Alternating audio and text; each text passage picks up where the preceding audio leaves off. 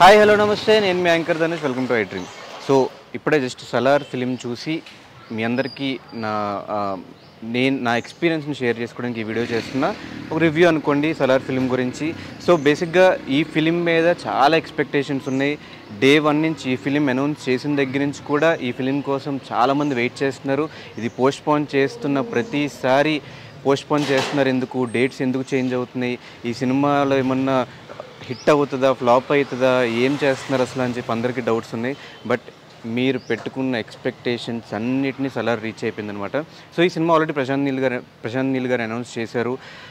ఉగ్రం అనే ఫిలిం తీసుకుని, ఆ స్టోరీని తీసుకుని అందులో కొన్ని మార్పులు చేర్పులు చేసి కేజీఎఫ్ స్టైల్లో ఈ సినిమా చేస్తుందని చెప్పారు. కేజీఎఫ్ స్టైల్లోనే కాదు, కేజీఎఫ్ నెరేషన్ కూడా మనకి సలార్ సినిమాలో కనిపిస్తుంది అనమాట.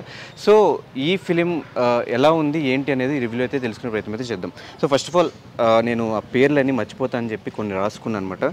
స్టోరీ విషయానికి వచ్చే స్టోరీ మొత్తం రివీల్ చేయట్లేదు, కానీ కొన్ని పాయింట్స్ అన్నీ కూడా నేను చెప్పబోతున్నాను. అశ్రమంలో తన తల్లి ఈశ్వరరావుతో కలిసి దేవ ఎందుకున్నాడు, ఆ ప్రాంతంలో ఆద్యాను ఎందుకు తీసుకొచ్చారు. ఆద్య అంటే శృతి హాసన్ అనమాట. భారత సరిహద్దుల్లోని కాన్సార్ అటవీ ప్రాంతంలో ఓ రాజ్యాంగం ఎలా మారింది, అండ్ ఆ ప్రాంతాన్ని శాసించే మన్నార్ వంశానికి ఎలాంటి సవాల్ ఎదురైంది. కాన్సార్ ప్రాంతంలో సీజ్ కేస్ ఒప్పందాన్ని ఎత్తివేయడానికి ఎందుకు ఓటింగ్ పెట్టారు. ఓటింగ్ సమయంలో దేవ వెతుక్కుంటూ వరదరాజ్ ఎందుకు వచ్చాడు. వరదరాజ్ తండ్రి తన ప్రాంతాన్ని వదిలేసి ఎందుకు వెళ్ళాడు జగపతి బాబు గారు.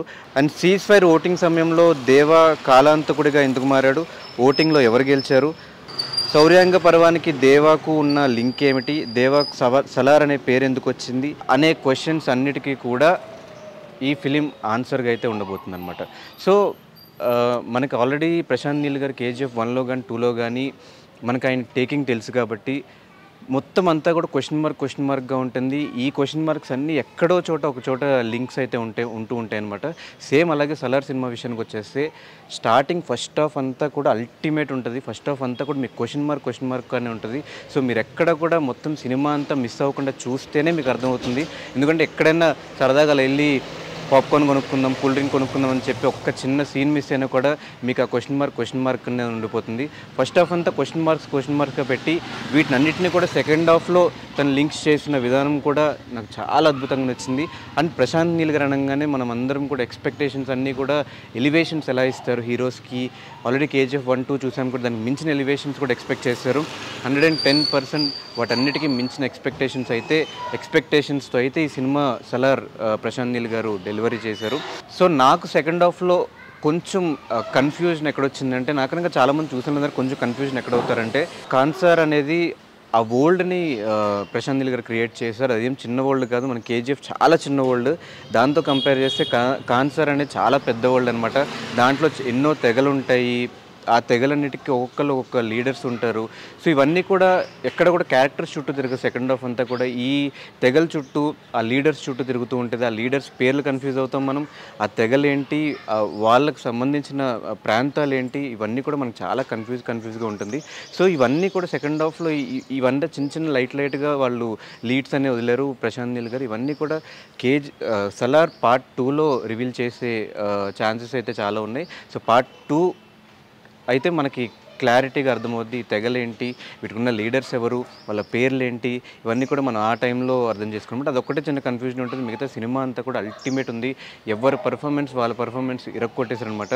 నాకు అన్నిటికంటే ఎక్కడ అర్థం కాలేదంటే, స్టార్టింగ్లో special thanks to rocking star Yash అని చెప్పేశారు. మరి ఆయన సినిమా మొత్తంలో వస్తారేమో అని వెయిట్ చేసి ఎక్కడ రాలేదు. మేబీ ఏమన్నా పార్ట్ 2లో ఉండే ఛాన్సెస్ ఏమైనా ఉంటాయేమో. ప్రభాస్ గారు లుక్స్ వైజ్ కానీ, ప్రభాస్ గారు యాక్షన్ ఎపిసోడ్స్ కానీ అల్టిమేట్ ఉన్నాయి. సో డెఫినెట్గా ఈ సినిమా ఒకసారి చూసే సినిమా అయితే కాదు, ఖచ్చితంగా 2 టైమ్స్ వెళ్ళి చూస్తే తప్ప మీకు ఈ సినిమా అర్థం కాదు. ఎక్కడ బోర్ అనేది కొట్టలేదు. ఫస్ట్ నుంచి లాస్ట్ వరకు కూడా సీట్ ఎడ్జ్లో కూర్చొని చూసే ఫిలిం సలార్.